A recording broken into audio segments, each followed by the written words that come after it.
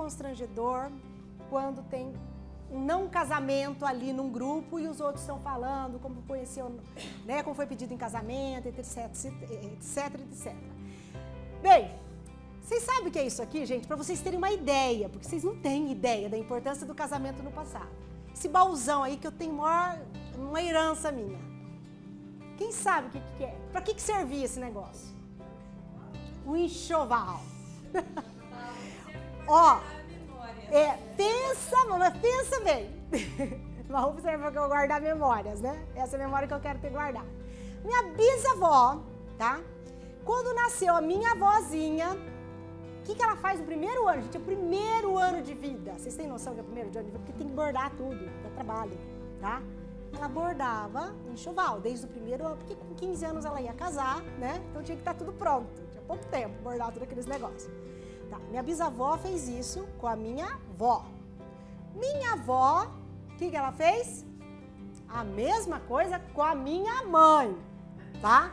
Bordou, guardou lá o enxoval dela. A minha mãe fez isso comigo? Não, só me deu o baú de presente, tá? Graças a Deus. Mas percebem? Imagina numa época, né, aonde a pessoa, desde o nascimento dela, foi se gestando essa ideia do casamento, a importância do casamento, né? De uma forma visível, concreta. Não casa. É algo... E numa época onde, assim, não é, não casei, mas tá bom, eu vou passear, eu vou viajar, eu vou trabalhar, eu vou... Não, acabou. É muito... essa é a palavra. Frustração, tá?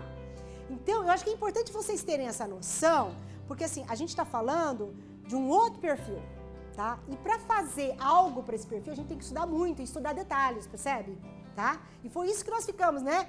Depois de 5 anos, a Zenir mais 2 anos comigo, só estudando detalhes desse perfil. Acho que é importante ter noção disso. A mesma coisa com o adolescente, né?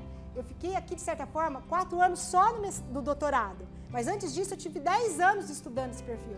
Para chegar e dizer, ó, este canal leva a algo importante ou não, no sentido de resultados.